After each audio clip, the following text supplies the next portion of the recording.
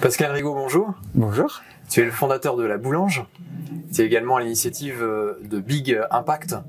Est-ce que tu peux nous dire brièvement quel a été ton parcours entrepreneurial dans un premier temps avec La Boulange?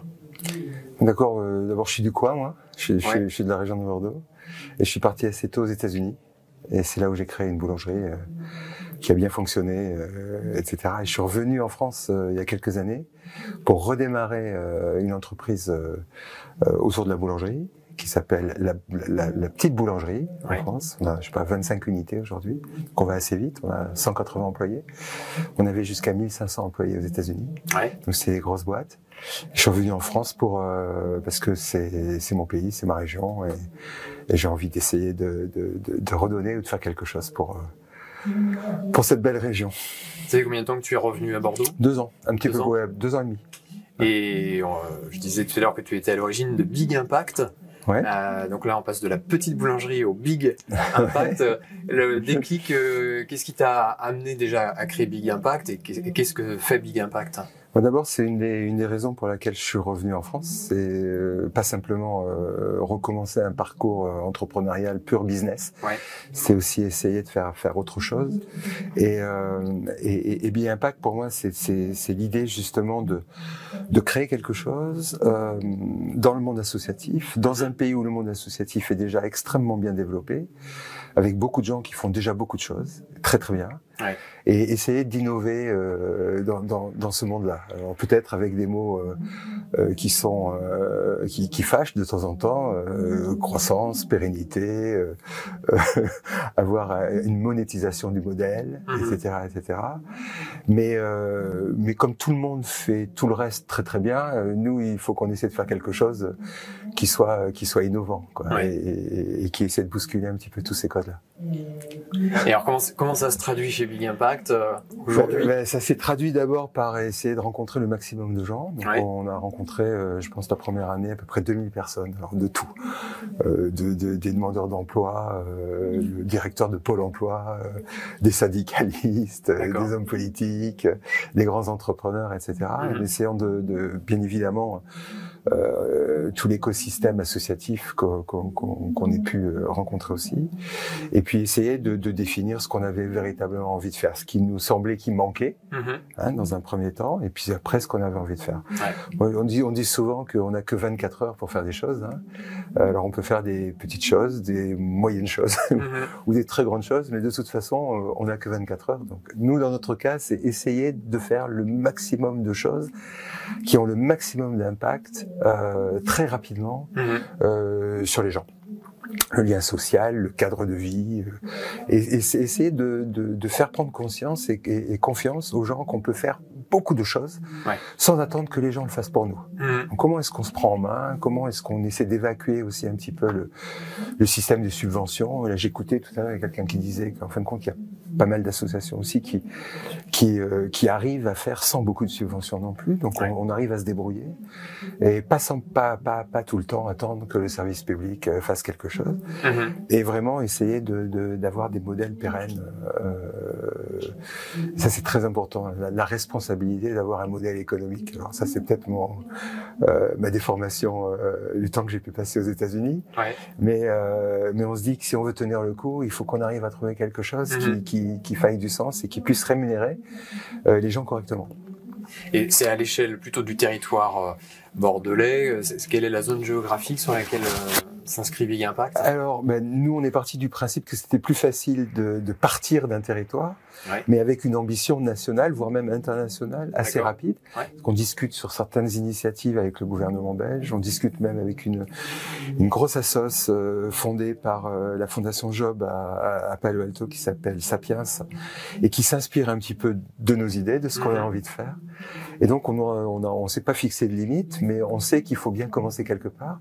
Et si on veut créer des modèles économiques, si on veut faire de la vraie value engineering, c'est-à-dire voir le vrai coût des choses, et créer une méthodologie autour de tout ça qui va nous permettre d'aller très vite très loin, hein, la fameuse tache d'huile, mais la tache d'huile qui va vite, bah, on est un petit peu obligé de partir d'un territoire. Puis c'est pas un territoire plus pourri qu'un autre. Ici, on est pas trop mal.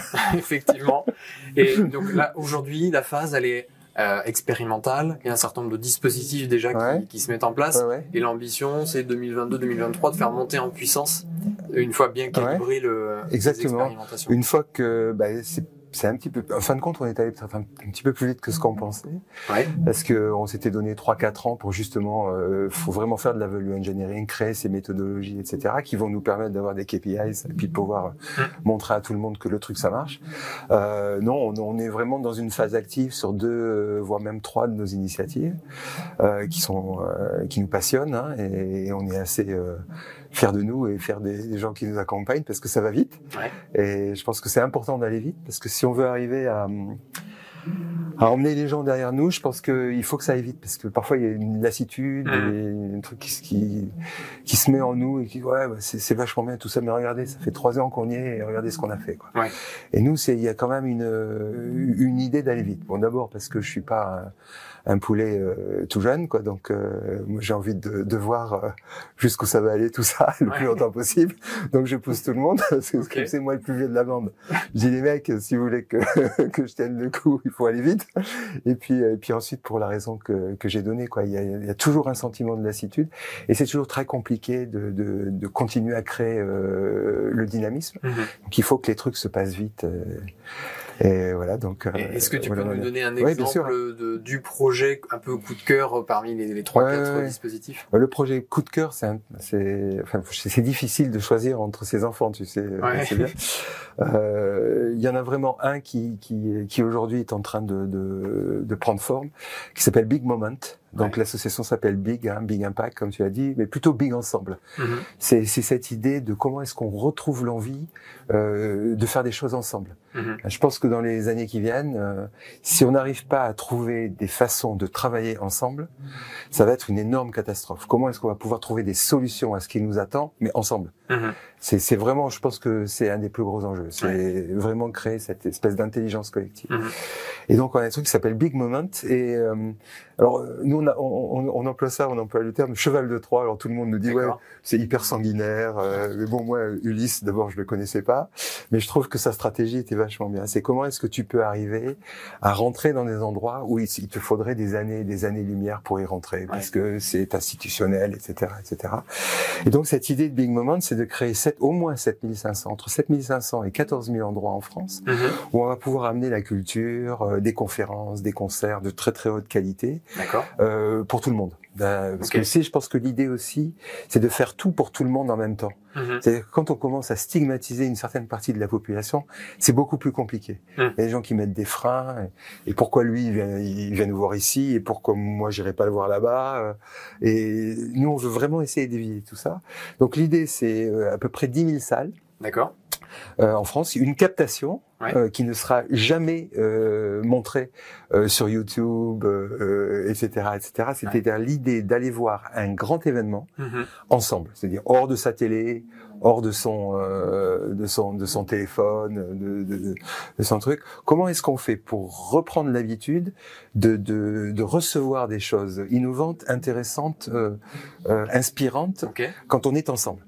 Et ça, la plupart du temps, on le fait plus aujourd'hui. On peut prendre une bribe de quelque chose d'intéressant sur une émission quand on est tout seul ou à la télévision, etc. Mais on n'a pas du tout la possibilité d'en discuter ensuite. Et éventuellement, nous, c'est ce qu'on espère faire par la suite, donner la clé ou la première marche ou la possibilité d'agir. Tout de suite. Vous avez entendu quelque chose qui vous a intéressé. Un call to action derrière. Call to action derrière, c'est super important. Et donc voilà. Et donc on savait pas comment faire. On est allé voir des municipalités, ça prenait du temps, mais ça marchait. Et puis tout d'un coup, on a pensé au réseau des sapeurs-pompiers. Et on s'est dit, c'est 7500 casernes, c'est 180 000 pompiers, 60 000 bénévoles, 60 000 professionnels, 120 000 bénévoles, maillés sur toute la France. Et on s'est dit, ces types-là, c'est le tiers de confiance le plus aimé de la population. Ils savent tout faire. Ils ont une empathie naturelle, etc., etc. Donc on s'est dit, on va s'accrocher on va essayer de travailler avec ces gens-là. Et on a trouvé des gens exceptionnels qui ont des besoins. de leur côté. Comment est-ce qu'on fait pour continuer à faire la promotion du métier, parce qu'aujourd'hui il y a une baisse de jeunes, etc., qui ont envie de faire ça, parce que bon, ils sont sur la FIFA, ils sont pas en train de regarder les beaux camions de pompiers qui passent à côté. Donc la vocation, comment est-ce qu'ils peuvent continuer à créer de la vocation? Comment est-ce que ils peuvent faire de la prévention? Parce que les accidents domestiques tuent 20 fois plus que les accidents de la route aujourd'hui. Est-ce qu'un pompier veut pas aujourd'hui si aller récupérer un gamin au fond d'une piscine? Ça, il veut plus le faire. Donc ça, c'est hyper important. C'est comment est-ce qu'on fait pour prévenir au niveau des accidents domestiques. Et puis ensuite de l'argent, parce qu'ils ont une association, ils ont des pupilles de la nation, des enfants de pompiers qui sont morts au feu, et donc ils ont des besoins. Et nous, on remplit tout ça. On va multiplier par 5 les revenus de l'association. On va organiser donc tous ces événements. Donc c'est bien un événement capté en un endroit. D'accord. Et puis qui est diffusé après dans les 7500 endroits. Excellent. Et puis ensuite la vocation, puisqu'ils vont organiser des événements autour de tout ça dans les casernes, où on pourra aller faire des tours en camion, se servir de la lance de pompiers, les écouter nous raconter leur métier, bien évidemment avec passion. Et là on arrive à faire plein de choses en même temps. C'est-à-dire qu'on remet des gens ensemble, les gens vont avoir des moments inspirants, ils sont dans un tiers de confiance qui est assez exceptionnel, mais qui peut varier. Hein, par exemple, on était à Béchac-et-Caillaux, une caserne de pompiers, et il y avait les types de Lafitte à côté, et les gars m'ont dit mais venez faire votre truc chez nous aussi. Donc on va faire Caillaux, on va faire Château Lafitte, on va faire des églises, des salles des fêtes, etc., etc. Donc on se limite pas dans le nombre d'endroits où ces événements seront redistribués. Le deuxième truc, c'est les collèges et les lycées. Donc la semaine qui suit la diffusion dans ces 7500 ou 10 000 endroits, ça sera rediffusé dans les collèges et les lycées de France. D'accord. Donc comment est-ce qu'on inspire la jeunesse? Et puis après, je pourrais vous parler pendant des heures de Big Nature, Big Village et Quartier, Big Réseau, avec l'idée de comment est-ce qu'on fait quand on est en 6e pour créer des réseaux, l'égalité des chances, l'égalité des reconnaissances. Enfin, tout ça, c'est extrêmement important pour nous. Et c'est ça qui fait ce fondement, en fin de compte, sur ce qu'on va pouvoir faire ensemble plus tard, quoi. Donc, et la captation, je sais pas, le premier, c'est Yann Arthus Bertrand. D'accord. Dans 3 ou 4 épisodes, quand il sera bienvenu, c'est Thomas Pesquet. Et les gars, on leur dit, vous avez 1 heure, 1 heure et quart pour inspirer les gens qui vous écoutent. Quelque chose ou quelqu'un vous a inspiré pour vous aider à devenir ce que vous êtes aujourd'hui, inspirez les gens qui vous écoutent. Très bien. Et donc c'est hyper marrant, et c'est eux qui créent leur émission. Donc Pesquet va inviter Benabar, etc., et ils vont discuter dans un cadre hyper marrant, où les gens sortent totalement de leur confort, avec un public sur la captation d'une centaine de personnes, des gens qui sont jamais allés voir des concerts en live, jamais assisté à une conférence, des politiques, des entrepreneurs, mais toutes sortes d'entrepreneurs. Tout le monde qui sera là et qui pourra participer, poser des questions à la fin, mais à 1 mètre des intervenants. Et ça, on va le capter d'une façon assez originale. Et c'est ça qu'on va mettre dans la boîte et qu'on va envoyer dans 7500 ou 10 000 endroits. C'est marrant comme truc, tu vois. C'est très bien. Et pour pouvoir être informé, il faut aller sur quel site internet? Alors, d'abord, on va essayer de continuer. Nous, on est assez brick and mortar, hein. On n'est pas trop réseaux sociaux. Jérémy sait faire ça beaucoup mieux que nous, et puis c'est lui qui relaiera tout ça. Nous, on va essayer de surfer sur des plateformes qui existent déjà. C'est plus facile de prendre des gars qui ont 1 million de followers plutôt que toi d'en créer un où tu vas récupérer 20 followers et c'est ta famille qui like tous les matins parce qu'ils t'aiment bien, quoi, tu vois. Donc nous, on est conscient de nos limites aussi. Mais les pompiers, et ces 7500 endroits, si tu veux, il y aura entre 50 et 150 personnes par endroit, pas plus. Donc on pense que ça va se faire totalement naturellement, quoi. Et pour nous, parce que justement, on n'est pas ou du moins moi, en tout cas, je suis pas de la génération. Je m'en sers, je regarde, etc. Mais il y a une vraie valeur à essayer de recréer un petit peu ce bouche à oreille, se dire est-ce que tu as vu ça, Est-ce que tu te rends compte? Est-ce que tu es déjà allé écouter un tel? Et donc nous, c'est ça qu'on veut faire. D'accord. C'est un petit peu. Alors, il y a des applications. On est en train de bosser sur des applications sympas, d'intelligence collective, de réponse à des questions, et surtout, comme tu le disais tout à l'heure, de call to action. Tu vois, qu'est-ce qu'on fait après? Et le slogan de Big, c'est si vous avez quelque chose à dire, venez le faire avec nous. Ok, donc ça suffit quoi. Les parlottes, les machins. Place à l'action. Place à l'action. On est en train aussi d'imaginer à quoi pourrait ressembler une plateforme où, en fin de compte, on ne peut pas contredire ou dire du mal de quelqu'un si on n'a pas une idée à apporter. Et ça, c'est quand même assez rigolo, parce que c'est très facile de dire ouais, ça c'est pas terrible quand on est gentil c'est un système de modération original et poli. Mais ça va. Quand on est poli, ça peut aller. Mais c'est très bien de dire que ça c'est pas bien. Mais toi, tu ferais quoi?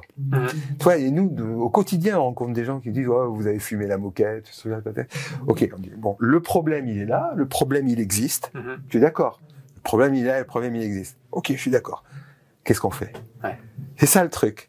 Alors nous, c'est peut-être pas parfait, c'est peut-être pas exactement ce qu'il faut arriver à faire, mais au moins on le fait et on essaie et on va essayer de le faire en grand. Si toi ça te plaît pas, alors bon d'abord t'es pas obligé de dire du mal de nous et ensuite mais qu'est-ce que tu ferais quoi? Parce que je te jure, mais je te jure que si c'est bien, si c'est intéressant, si ça fait du sens, on va arrêter de faire ce qu'on fait, on va faire ce que toi tu nous dis. Parce que c'est ça qui compte. Hein, c'est l'impact, c'est trouver des gens qui ont les bonnes idées. On va peut-être pas arrêter, on va peut-être faire les deux en même temps. Je trouve que c'est important d'essayer de raisonner en idées, quoi. En idées, et qu'est-ce qu'on peut faire? Parce que c'est toujours ça le truc. Aujourd'hui, on est tous à peu près certains que ça va être une énorme cata dans les années qui viennent. Je pense que il faut soit pas écouter la radio, soit être complètement débile pour se dire que ça va pas être le merdier. Ok. Mais une fois que tu sais qu'est-ce que tu fais, la vraie question elle est là. Alors tu peux t'investir au quotidien, faire ton tri sélectif, machin, etc. Et puis il y a des gens qui vont peut-être faire plus gros, plus fort, plus vite. Et nous, c'est ça qui nous intéresse. On a définitivement choisi que c'est ça. Plus gros, plus fort, plus vite. Bon, après, on va peut-être faire plus lentement, moins vite que tout le monde. Je sais pas du tout. Mais en tout cas, c'est véritablement ce qu'on a envie. Écoute, on va essayer avec le Grand Rebond de contribuer à notre échelle bien sûr. au Big Impact. Et merci beaucoup, Pascal. Mais non, c'était avec grand plaisir. Merci.